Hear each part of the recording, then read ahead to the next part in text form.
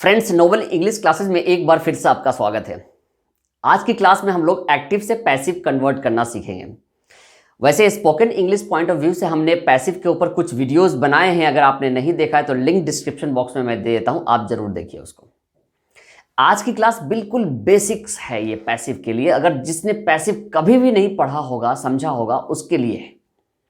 कुछ स्टूडेंट्स ने, कुछ व्यूअर्स ने रिक्वेस्ट किया कि सर आप अलग अलग टेंस को हम कैसे कन्वर्ट करते हैं पैसिव में, आप उसके ऊपर वीडियोस बनाइए। तो आज की वीडियो और आने वाली कुछ वीडियोस इसी तरीके से अलग अलग टेंस के ऊपर होगी। तो मैं चाहूंगा कि आप चैनल को सब्सक्राइब कर लें, क्योंकि चैनल को सब्सक्राइब करेगा और बगल में एक बेल आइकन अगर आप उसको दबा देंगे तो आने वाली वो सारी इंपॉर्टेंट वीडियो आपको टाइम पे मिल जाया करेगा और आपको भी ये जानकारी मिल जाएगी। और मैं चाहूंगा कि आप उन बच्चों को भी शेयर करिए जो एक्टिव से पैसिव कन्वर्ट करना सीखना चाहते होंगे, क्योंकि आज की वीडियो बहुत ही इंपॉर्टेंट होने वाली है। अगर आप किसी भी तरह का एग्जाम फेस करने वाले हैं, फ्यूचर में कैसा भी कंपटीशन का एग्जाम फेस करने वाले हैं, तो आज की वीडियो आपके लिए बहुत इंपॉर्टेंट होने वाली है। चाहे आप कहीं पे एडमिशन लेने के लिए जा रहे हो या कहीं आप कॉम्पिटिटिव एग्जामिनेशन जैसे एसएससी, यूपीएससी वगैरह की तैयारी कर रहे हो, हर जगह एक्टिव पैसिव कन्वर्ट करने के लिए क्वेश्चंस आता ही है, मल्टीपल चॉइस क्वेश्चंस रहते ही हैं। तो अगर आपका बेसिक क्लियर रहेगा तो मुझे नहीं लगता है कोई प्रॉब्लम होगी। ठीक है, तो चलिए स्टार्ट करते हैं। सबसे पहले वॉइस होता क्या है उसको समझते हैं। हिंदी में इसको हम वाच्य कहते हैं। वैसे आसान भाषा में समझने के लिए जो भी कुछ हम बोलते हैं जिसमें एक्शन होता है वो हम उसको वॉइस कहते हैं। और इसको दो तरीके से बोला जाता है। जैसे अगर हम कोई काम करते हैं, जैसे मैं अभी पढ़ा रहा हूं, तो इसमें मैं सब्जेक्ट है, यानी मैं अपने बारे में बात कर रहा हूं, तो ये एक्टिव सेंटेंस हुआ। अगर यहां रहेगा कि इंग्लिश पढ़ाई जाती है मेरे द्वारा, तो ये पैसिव हो जाएगा, क्योंकि इसमें सब्जेक्ट यानी इंग्लिश के ऊपर फोकस किया गया है। तो अगर काम करने वाला डूअर एक्टिव होगा, कुछ कर रहा होगा, तो वो एक्टिव सेंटेंस होगा। और अगर सब्जेक्ट कोई काम नहीं कर रहा हो, वो एक्टिव नहीं होगा, तो ऑब्वियसली पैसिव होगा। बहुत ही आसान तरीका है, मैंने इसके ऊपर डिटेल बनाया है वीडियो, आप जरूर देखिए उसको। आज हम सिर्फ और सिर्फ फोकस ये करते हैं कि कैसे कन्वर्ट करते हैं।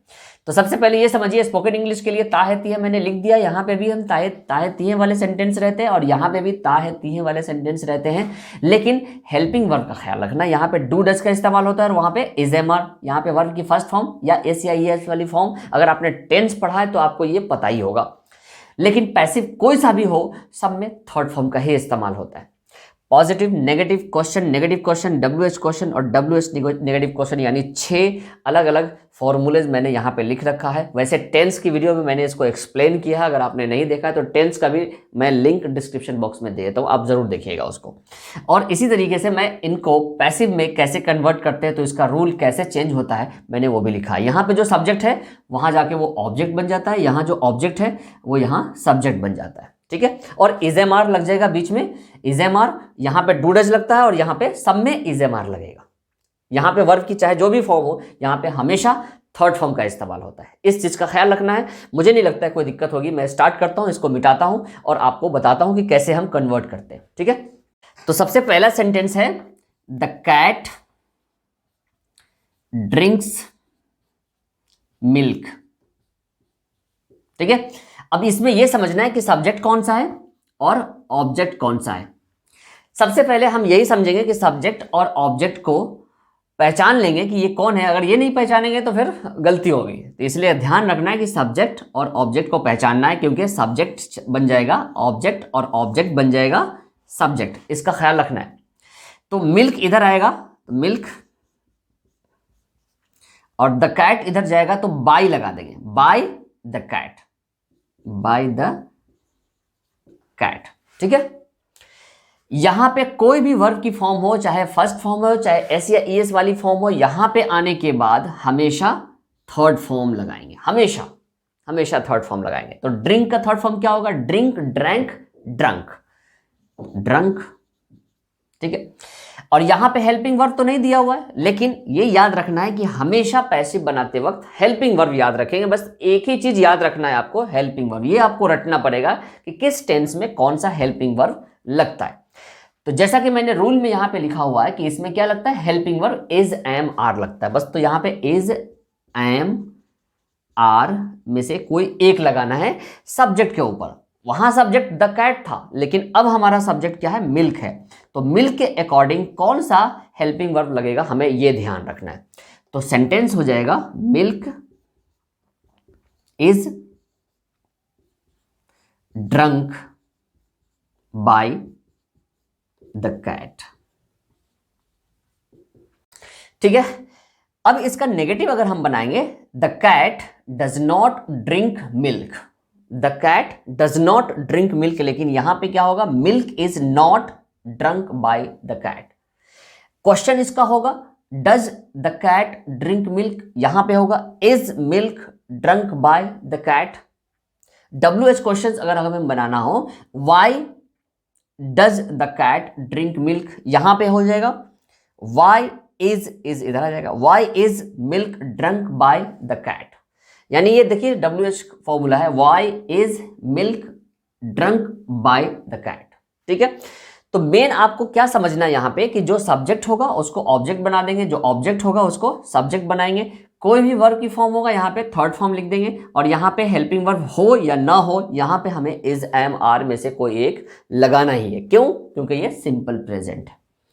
सिंपल प्रेजेंट अगर आपने टेंस पढ़ा है तो मुझे नहीं लगता कि कोई दिक्कत आने वाली है। 2-4 और एग्जाम्पल कर लेते हैं, मुझे लगता है आपको समझ में आ जाएगा। आइए अब नेक्स्ट सेंटेंस देखते हैं। We help them. पहले सेंटेंस में मैंने नाम लिखा था, तो नाम में तो बस जो नाम रहता है वही नाम लास्ट में आ जाएगा, और जो लास्ट में रहता है वो पहले आ जाता है। यानी कि जो सब्जेक्ट है वो यहां ऑब्जेक्ट बन जाता है, और जो ऑब्जेक्ट है वो यहां आके सब्जेक्ट बन जाता है। ठीक है, लेकिन यहां थोड़ा फर्क है, आपको ये याद रखना पड़ेगा कि वी जब लास्ट में जाएगा, बाई तो होगा ही, लेकिन बाई के बाद वी नहीं रहेगा। अगर वी लगा देंगे तो फिर गलत हो जाएगा। तो वी लास्ट में जब जाएगा तो अस, ये याद रखना पड़ेगा। मैं ये लिख देता हूं कि जब सब्जेक्ट ऑब्जेक्ट बनता है तो वो कैसे कन्वर्ट होता है, वो मैं लिख देता हूं आपको। और देम जब शुरू में आएगा तो क्या होगा, दे हो जाएगा। ये जब तक याद नहीं रहेगा तो आप फिर गलती करने वाले हो। तो बस ये ध्यान रखना है कि जब सब्जेक्ट आई होगा, वी होगा, ही होगा, शी होगा, इट होगा, तो फिर यहां पे क्या हो जाएगा, बाई तो सब में लगेगा, लेकिन ये चेंज हो जाएगा। जब देम होगा तो ऐसे ही यहां पे दे हो जाएगा। यहां पे वैसे ही हो जाएगा, हेल्प की थर्ड फॉर्म हेल्प्ड, और यहां पे हेल्पिंग वर्ब नहीं है, लेकिन यहां पे इज एम आर में से कोई एक हमें लगाना ही पड़ेगा। यहां पे ये थर्ड फॉर्म हमें लगाना ही पड़ेगा। तो क्या होगा इसका पैसिव, दे आर, दे के साथ आर लगेगा, they are helped by us. ठीक है, they are helped by us. इसका नेगेटिव क्वेश्चन WH कैसा भी अगर रहेगा पैसिव एक्टिव, तो उसका हम पैसिव बना सकते हैं। ठीक है, आइए नेक्स्ट एग्जांपल करते हैं। नेक्स्ट एग्जांपल से पहले आप ये समझ लीजिए, जब सब्जेक्ट आई होगा तो वहां बाय मी में बदल जाएगा, और अगर सब्जेक्ट वी होगा तो यहां पे बाय अस में बदल जाएगा, और सब्जेक्ट अगर यू होगा तो यहां पे बाय यू, ये बदलेगा नहीं, ये बिल्कुल लास्ट में वैसे ही रहता है। और अगर सब्जेक्ट ही रहेगा तो बाय हिम, अगर सब्जेक्ट शी हो तो बाय हर। यहां पे ये ध्यान रखना है कि हिज नहीं लगाना। कुछ बच्चे यहां पे हिम की जगह हिज लगा देते हैं, फिर वो गलत हो जाएगा। ही आएगा तो बाय हिम होगा, और शी होगा तो बाय हर होगा। इट अगर सब्जेक्ट हुआ तो बाय इट ही रहेगा, और अगर सब्जेक्ट दे रहे तो बाय देम लिख देंगे। ठीक है, ठीक इसी तरीके से अगर ऑब्जेक्ट में इनमें से कोई एक होगा तो हम ये लगा देंगे। जैसे मी होगा ऑब्जेक्ट तो आई लगा देंगे, अगर ऑब्जेक्ट अस होगा तो वी लगाएंगे, यू होगा तो यू। यानी जिस तरीके से यहां लिखा हुआ है, अगर हमें इंटरचेंज करना हुआ, ऑब्जेक्ट को सब्जेक्ट बनाना हुआ, तो ये सब्जेक्ट की जगह रहेगा और ये ऑब्जेक्ट की जगह रहेगा। ठीक है, ये आपको ध्यान में रखना है, फिर गलत होने के चांसेस कम होंगे। आइए एक और सेंटेंस करते हैं। My mother loves me. यहाँ पे सब्जेक्ट कुछ लोग गलती ये करते हैं कि मदर और माई को अलग कर देते हैं। ये सोचते हैं माई है तो माई लास्ट में जाएगा या मदर लास्ट में जाएगा, तो फिर ये जब दो वर्ड होता है तो फिर वो कंफ्यूज हो जाते हैं। लेकिन आपको ये समझना, यहाँ पे मेरी मम्मी के बारे में बात हो रही है तो ये पूरा का पूरा सब्जेक्ट है। माई मदर तो ये लास्ट में जाएगा तो पूरा उठ करके जाएगा माई मदर, ऑब्जेक्ट बन जाएगा। और ये मी है तो लास्ट में मैंने अभी आपको बताया है ये आई में बदल जाएगा। और आई के अकॉर्डिंग यहाँ पे इज एम आर में से कोई एक लगा देंगे, और यहाँ पे कोई भी फॉर्म हो यहाँ पे आने के बाद थर्ड फॉर्म लगा देंगे। तो लव की थर्ड फॉर्म क्या हो जाएगा? लव्ड। और माई मदर लास्ट में जाएगा तो बाय माई मदर। और आई के अकॉर्डिंग यहाँ पे आई एम लग जाएगा। यहाँ पे सेंटेंस इसका हो जाएगा I am loved by my mother. ठीक इसी तरीके से अगर सेंटेंस रहेगा my mother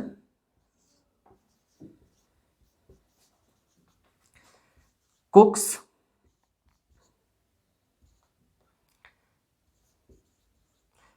food, my mother cooks food for us। अब यहां पे कुछ बच्चे कंफ्यूज होते हैं कि अस, सर ने बोला था क्या अस अगर सब्जेक्ट ऑब्जेक्ट रहेगा तो सब्जेक्ट बन जाएगा क्या? वी। यहीं पे गलती हो जाएगी, इसको समझना है। मैंने आपको बताया था प्रीपोजिशंस के साथ में अगर कोई रहेगा वो ऑब्जेक्ट नहीं होता है, ये अदर वर्ड्स में आएगा। ऑब्जेक्ट ये है हमारा, यहाँ पे ये अदर वर्ड्स है, ठीक है। इसको सब्जेक्ट हम नहीं बनाते। जो भी प्रीपोजिशंस के साथ रहेगा, इन, ऑन, एट, ये सब नहीं होता है ऑब्जेक्ट, ठीक है। ये अदर वर्ड्स में आएगा। ये फूड है हमारा सब्जेक्ट, तो क्या लेंगे? इसको सब्जेक्ट ले लेंगे वी के बदले, ठीक है। तो ये फूड आ जाएगा यहाँ पे। माई मदर चला जाएगा लास्ट में। कुक्स यहाँ पे कुक्ड हो जाएगा थर्ड फॉर्म, और यहाँ पे इज एम आर लगेगा। तो सेंटेंस क्या होगा? फूड, फूड के साथ इज ही लगेगा। Food is cooked, food is cooked bye my mother, bye my mother for us. ये लास्ट में वैसे ही लगा देंगे। जब भी ये इस तरह के अगर अदर वर्ड्स लास्ट में हो तो हम उसको कुछ नहीं करेंगे, लास्ट में वैसे ही लगा देंगे, भले ऑब्जेक्ट से पहले लगाएं या उसके बाद में लगाएं। यानी food is cooked for us by mother, ये भी लिख सकते हैं, या food is cooked by my mother, ठीक है। नेक्स्ट सेंटेंस है she keeps her purse, she keeps her purse there, ठीक है। वह अपना पर्स वहां रखती है। अब ये देखिए यहाँ पे शी क्या है? सब्जेक्ट है, तो ये अगर लास्ट में जाएगा तो क्या हो जाएगा? बाय हर। यहां पे अब कुछ लोग ये हर को सोचते हैं क्या, ये हर बदल जाएगा किसमें? शी में। ये गलत हो जाएगा। हर शी में नहीं बदलेगा। यहां पे सिर्फ उसके बारे में बात नहीं हो रही है, ये थर्ड पर्सन सिंगुलर है, यानी उसके पर्स के बारे में बात हो रही है, तो ये पूरा का पूरा आएगा। हर पर्स है, उसका पर्स है, तो उसका पर्स ही सब्जेक्ट होगा। शी कैसे हो जाएगा? शी तो लड़की हो जाएगी। यहाँ पे लड़की के बारे में बात नहीं हो रही, यहाँ पे उसके पर्स के बारे में बात हो रही, तो हर शी में नहीं बदलेगा, ये ध्यान रखना है। यहाँ पे पूरा का पूरा हर पर्स आ जाएगा, तो इसकी जगह हर पर्स, ठीक है। ये जो देयर है, ये अदर वर्ड्स, इसको लास्ट में, इसको हम नहीं छेड़ेंगे, लास्ट में लिखेंगे, वैसे ही लिख देंगे, कोई दिक्कत नहीं है। तो her purse is am are लगेगा। इज आएगा क्यों? क्योंकि ये थर्ड पर्सन सिंगुलर है, तो हर पर्स इज कीप का third form kept. Her purse is kept by हर।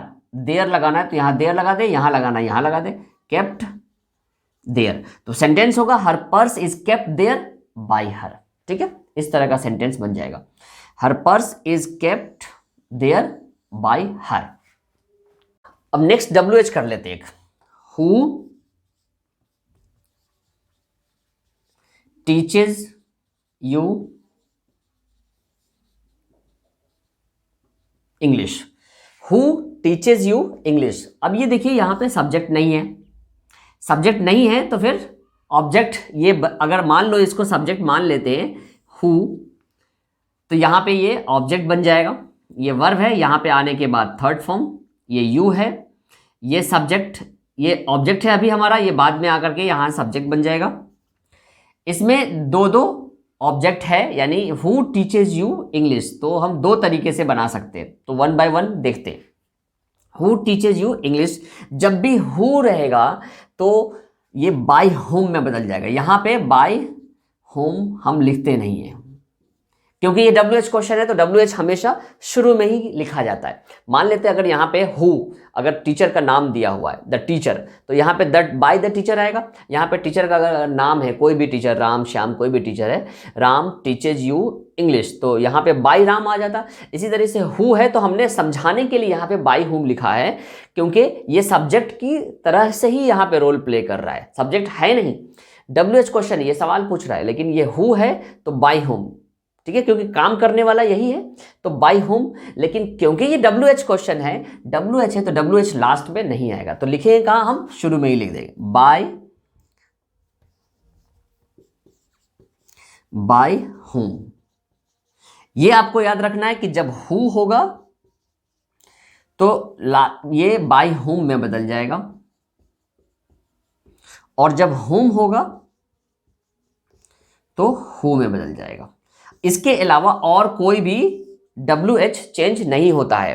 तो बाय होम शुरू में लिख देंगे, उसके बाद WH के बाद होता क्या है, इज MR। अब यहाँ पे गलती क्या करते हैं बच्चे, भूल जाते हैं कि यहाँ पे हमें इज MR लगाना है, जबकि हर WH के बाद ही हमें हेल्पिंग वर्ब लिखना होता है।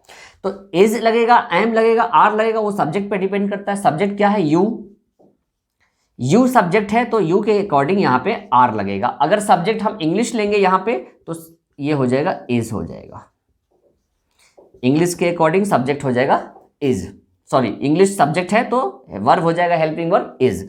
और बाय होम दूसरे तरीके से अगर हम बनाएंगे तो ऐसे भी बन सकता है, क्योंकि यहाँ पे दो ऑब्जेक्ट है, ठीक है, तो दोनों ऑब्जेक्ट को हम अलग अलग तरीके से पैसिव बना सकते हैं, नंबर 1 और नंबर 2। इसका दो पैसिव बन सकता है। पहला passive by whom are you teach का थर्ड फॉर्म टॉट,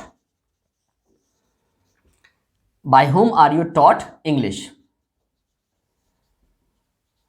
ठीक है। WH क्वेश्चन है तो हम यहाँ पे क्वेश्चन मार्क दे देंगे, और इसमें by whom is English taught to you, ठीक है। मैं उम्मीद करता हूं कि आपको समझ में आ रहा होगा। अच्छा, इस पे मल्टीपल चॉइस क्वेश्चंस भी बनते हैं। आइए एक मल्टीपल चॉइस क्वेश्चन करते हैं, फिर उसके बाद खत्म करते हैं वीडियो को।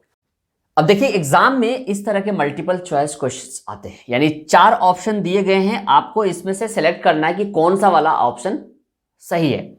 यानी मुस्कान राइट्स अ स्टोरी डेली, ये सवाल है और इसको पैसिव में कन्वर्ट करना है, और कौन सा ऑप्शन सही है। तो देखिए सबसे पहले हमने क्या कहा था, आपको सब्जेक्ट ऑब्जेक्ट बनाना है और ऑब्जेक्ट सब्जेक्ट बनाना है। तो सबसे पहले तो ये समझ में आना चाहिए कि ये सब्जेक्ट है, ये वर्ब है और ये ऑब्जेक्ट है। ये डेली क्या है, ये टाइम है, और टाइम कभी भी सब्जेक्ट नहीं बनता है, ये लास्ट में ही हम लिखेंगे तो ज्यादा अच्छा है, ठीक है। तो लास्ट में ही लिखेंगे तो अच्छा है, तो फिर इस हिसाब से ये गलत हो जाएगा। लेकिन अब ये देखिए यहाँ पे हमें सबसे पहले क्या देखना है कि मुस्कान लास्ट में है या नहीं। मुस्कान सब्जेक्ट है तो लास्ट में जाना चाहिए या ऑब्जेक्ट की जगह पे। तो अब ये देखो ये शुरू में ही है तो ये इस हिसाब से गलत है। अब ये देखिए यहाँ पे राइट्स है, राइट्स का मतलब है यहाँ पे लिखना, लेकिन पैसिव में जब जाएगा तो इज एम आर के साथ थर्ड फॉर्म लगेगा। अब यहाँ पे is am are third form बिल्कुल सही है, तो ये वाला बिल्कुल सही है। इज एम आर रिटन ये भी सही है, लेकिन ये दोनों गलत है। इज रोट, रोट होता ही नहीं है, क्योंकि राइट रोट रिटन होता है, तो ये बिल्कुल ही गलत है। अब ये जो कंफ्यूजन है, तो हम सबसे पहले क्या करेंगे, हम पहले सब्जेक्ट को देखेंगे या ऑब्जेक्ट को देखेंगे या वर्ब को देखेंगे।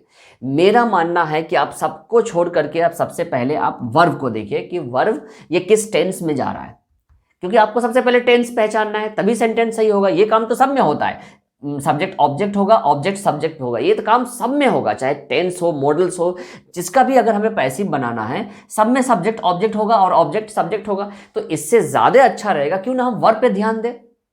हमारा फोकस वर्ब पे अगर रहेगा तो हम जल्दी क्विकली हम पकड़ पाएंगे कि पहले हम किस ऑप्शंस को पहले चुने और किसको हम एलिमिनेट करें। एलिमिनेट करने भी हमें आना चाहिए। तो ये सिंपल प्रेजेंट है, जैसे पता चल गया कि एस या ईएस लगा हुआ है तो इसका मतलब है सिंपल प्रेजेंट है। सिंपल प्रेजेंट में इज एम आर वर्ब की थर्ड फॉर्म। अब ये देखना है इज एम आर वर्ब की थर्ड फॉर्म किस में है। इज एम आर वर्ब की थर्ड फॉर्म यहाँ पे है तो ठीक है, इज एम आई वर्ब की थर्ड फॉर्म यहाँ पे भी है तो ठीक है, यानी ये दो ऑप्शन ठीक है, इसको अभी हम रखते हैं। इज एम आर राइटिंग है तो ये बिल्कुल गलत है, इज एम आर रोट है ये भी बिल्कुल गलत है। तो सबसे पहले एलिमिनेट हमने 2 को कर दिया। अब इन दोनों में से चेक करना है कि कौन सा ज़्यादा सही है। अब जो सेकेंड स्टेप आएगा, सब्जेक्ट ऑब्जेक्ट देखना है कि किसमें सही है। इसमें मुस्कान ऑब्जेक्ट में होना चाहिए, बाई मुस्कान, तो बाई मुस्कान इसमें है, ये बिल्कुल ठीक है, डबल टिक इस पे कर दिया हमने, ये ठीक है। अब इसमें देखिए अ स्टोरी पहले है, बिल्कुल पहले है। अब इसमें मुस्कान को सब्जेक्ट ही रहने दिया है। डेली को कन्वर्ट मतलब इधर लेकर के आए ताकि कुछ बच्चे जिसको कन्फ्यूजन हो तो वो समझे कि ये ऑब्जेक्ट है, तो यहाँ पे सब्जेक्ट बन गया, जबकि ऐसा नहीं है। यहाँ पर डेली नहीं आएगा, डेली टाइम से रिलेटेड जो भी वर्ड्स है वो लास्ट में ही रहेगा। अब देखिए ऑब्जेक्ट है तो ऑब्जेक्ट को भी यहाँ पे ऑब्जेक्ट एज इट इज रहने दिया है, तो इसलिए ये वाला ऑप्शन गलत है और ये सही है। बन गया ना आसानी से, सेकंड्स के अंदर ही आप क्वेश्चंस को पकड़ लेंगे अगर आप वर्ब से स्टार्ट करते हैं। तो मैं उम्मीद करता हूँ कि आपको एक्टिव से पैसिव कन्वर्ट करना आ गया होगा। और अगर आज की वीडियो आपको अच्छी लगे तो लाइक करना और शेयर करना मत भूलिए। चैनल पे अगर पहली बार आए तो प्लीज़ सब्सक्राइब करिए। मिलते हैं किसी नेक्स्ट इंपॉर्टेंट वीडियो में, तब तक के लिए goodbye and take care.